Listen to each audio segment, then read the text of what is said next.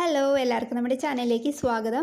ഇന്നത്തെ നമ്മുടെ റെസിപ്പി ഒരു പനീർ ബട്ടർ മസാലയാണ്. ഇതിപ്പോൾ റെസ്റ്റോറൻറ്റ് സ്റ്റൈലിലൊന്നല്ല ഞാൻ ചെയ്യുന്നത്, നമുക്ക് വീട്ടിൽ തയ്യാറാക്കാൻ പറ്റുന്ന ഒരു റെസിപ്പി.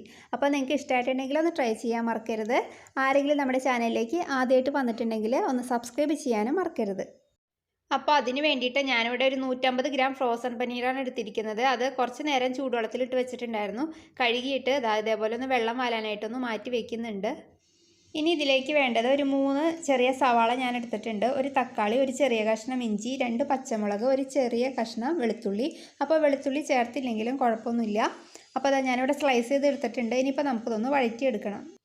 അപ്പോൾ അതിന് വേണ്ടിയിട്ട് സ്റ്റവ് ഓണാക്കിയിട്ട് ഞാൻ ഒരു പാൻ വെച്ച് കൊടുത്തിട്ടുണ്ട്. അതൊന്ന് ചൂടായി വരുമ്പോഴത്തേക്ക് അതിലേക്ക് ഒരു 2 ടേബിൾ സ്പൂൺ ബട്ടർ ചേർക്കുന്നുണ്ട്. അതൊന്ന് മെൽട്ടായിട്ട് വരുമ്പോഴത്തേക്ക് നമ്മൾ എടുത്ത് വെച്ചിരിക്കുന്ന സവാള, ഇഞ്ചി, പച്ചമുളകൊക്കെ ചേർക്കാം. തക്കാളി നമ്മളിപ്പോൾ ചേർക്കുന്നില്ല, പിന്നെയാണ് ചേർക്കുന്നത്. ഇനി ഇതിലേക്ക് കുറച്ച് ഉപ്പ് ചേർത്ത് കൊടുക്കാം. പിന്നെ ഒരു 10-12ഓളം അണ്ടിപ്പരിപ്പ് ചേർക്കുന്നുണ്ട്. നമ്മുടെ ഗ്രേവി അരച്ചെടുക്കുമ്പോൾ നല്ല കൊഴുപ്പ് കിട്ടാൻ വേണ്ടിയിട്ടാണ് ഇത് ചേർക്കുന്നത്. അത് ചേർത്ത് കൊടുത്തിട്ട് നമുക്കൊന്ന് ഇളക്കിയിട്ട് കൊടുക്കാം. അപ്പോൾ അത് അവിടെ ഒന്ന് വഴന്ന് വന്നിട്ടുണ്ട്. ഇതിലേക്ക് ഞാൻ ഒരു 1/4 ടീസ്പൂണോളം പെരിഞ്ജീരകം പൊടിച്ചത് ചേർത്ത് കൊടുക്കുകയാണ്. പിന്നെ ഒരു 1/2 ടീസ്പൂൺ ഗരം മസാലയുടെ പൊടി, പിന്നെ ഒരു 2 ടീസ്പൂൺ മുളക് പൊടി. അപ്പോൾ എരിവൊക്കെ നിങ്ങളുടെ ഇതിനനുസരിച്ചിട്ട് ചേർക്കാം. ഇവിടെ കിട്ടുന്ന മുളക് പൊടി അത്ര എരിവില്ല, അതുകൊണ്ടാണ് ഞാൻ 2 ടീസ്പൂൺ ചേർത്തത്. ഇനി നമുക്കിതൊന്ന് വഴറ്റിയെടുക്കണം. ആ പൊടികളുടെയൊക്കെ പച്ചമണമൊക്കെ ഒന്ന് മാറി വരുന്നവരെ നന്നായിട്ട് വഴറ്റിയെടുക്കാം. അപ്പോൾ അതവിടെ നന്നായി കിട്ടിയിട്ടുണ്ട്. ഇനിയിപ്പോൾ നമുക്കിതിലേക്ക് മാറ്റി വെച്ചിരിക്കുന്ന തക്കാളി കഷ്ണങ്ങൾ ചേർക്കാം. എന്നതിന് ശേഷം ഇതിലേക്ക് ഒരു 1/4 കപ്പ് പച്ചവെള്ളം ഒഴിച്ചിട്ട് നമുക്കിതൊന്ന് ഇളക്കിയിട്ട് കൊടുക്കാം. അതിന് ശേഷം ഒരു 5 മിനിറ്റ് അടച്ച് വെച്ചിട്ടൊന്ന് വേവിച്ചെടുക്കാം. വെള്ളം ഒഴിക്കുമ്പോൾ തക്കാളിയൊക്കെ ഒന്ന് പെട്ടെന്ന് കുക്കായി കിട്ടും. അപ്പോൾ അതവിടെ ഒരു 5 മിനിറ്റ് കഴിഞ്ഞിട്ടുണ്ട്. ഇനിയിപ്പോൾ ഇതിലേക്ക് ഞാൻ കുറച്ച് കറിവേപ്പില ചേർത്ത് കൊടുക്കുകയാണ്. എന്നതിന് ശേഷം ഒന്ന് ഇളക്കിയിട്ട് കൊടുക്കാം. അപ്പോൾ നമ്മുടെ മസാലയിലെ വെള്ളമൊക്കെ ഇവിടെ വറ്റി വന്നിട്ടുണ്ട്. ഈ പാകം മതി. ഇനിയിപ്പോൾ ഇത് തണുത്തതിന് ശേഷം നമുക്ക് മിക്സിയുടെ ജാറിൽ കുറച്ച് വെള്ളം ഒഴിച്ചിട്ടൊന്ന് അടിച്ചെടുക്കാം.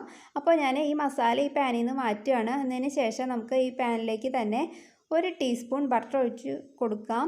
ബട്ടർ ഒന്ന് മെൽട്ടായി വരുമ്പോഴത്തേക്ക് നമ്മൾ മാറ്റി വെച്ചിരിക്കുന്ന നമ്മുടെ പനീർ ചേർത്ത് കൊടുക്കാം. എന്നതിന് ശേഷം ഇതൊന്ന് ഇളക്കിയിട്ട് കൊടുക്കുക. ആ പനീറൊക്കെ ആ മസാലയിൽ കിടന്നിട്ട് നന്നായിട്ടൊന്ന് ഫ്രൈ ആയി കിട്ടണം. അപ്പോൾ ആ നേരം കൊണ്ട് നമ്മുടെ മസാല തണുത്ത് വന്നപ്പോൾ ഞാൻ ഒരു 1/4 കപ്പ് വെള്ളം ഒഴിച്ചിട്ട് ഒന്ന് അരച്ചെടുത്തിട്ടുണ്ട്. അപ്പോൾ അത് കണ്ടില്ലേ, നല്ല തിക്കായിട്ടാണ് ഇതിരിക്കുന്നത്. അപ്പോൾ ഞാൻ ഒരു 1.5 കപ്പ് പച്ചവെള്ളം ഒന്ന് ഒഴിച്ചിട്ട് ഇതൊന്ന് ലൂസാക്കി എടുത്തിട്ടുണ്ട്. ഈ പാകം മതി. അപ്പോൾ നമ്മുടെ പനീറൊക്കെ ഇവിടെ നന്നായിട്ട് ഫ്രൈ ആയി വന്നിട്ടുണ്ട്. ഇനിയിപ്പോൾ നമുക്കിതൊന്ന് മാറ്റി വയ്ക്കാം. ഇനിയിപ്പോൾ നമുക്ക് പനീർ മസാലയാക്കാം. അതിന് വേണ്ടിയിട്ട് പാത്രം വെച്ച് കൊടുത്തിട്ടുണ്ട്. അതൊന്ന് ചൂടായി വരുമ്പോഴത്തേക്കും ഒരു ടീസ്പൂൺ ബട്ടർ ഞാൻ ചേർക്കുകയാണ്. അതിലേക്ക് നമ്മൾ എടുത്തു വെച്ചിരിക്കുന്ന നമ്മുടെ മസാലക്കൂട്ട് ചേർക്കാം. അതൊന്ന് തിളച്ച് വരുമ്പോഴത്തേക്ക് നമുക്കതിലേക്ക് നമ്മൾ വറുത്ത് മാറ്റി വെച്ചിരിക്കുന്ന നമ്മുടെ പനീർ കഷ്ണങ്ങൾ ചേർത്ത് കൊടുക്കാം.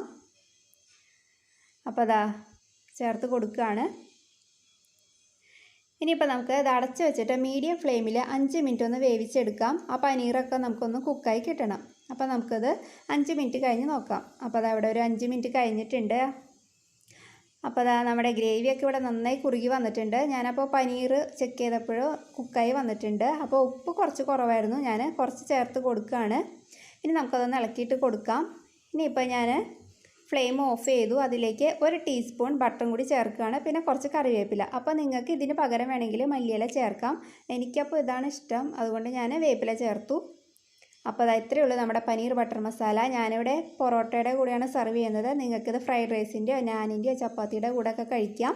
അപ്പോൾ ഇഷ്ടമായിട്ടുണ്ടെങ്കിൽ ഒന്ന് ട്രൈ ചെയ്ത് നോക്കുക. അപ്പോൾ നമുക്ക് അടുത്ത നല്ലൊരു വീഡിയോ ആയിട്ട് കാണാം. താങ്ക്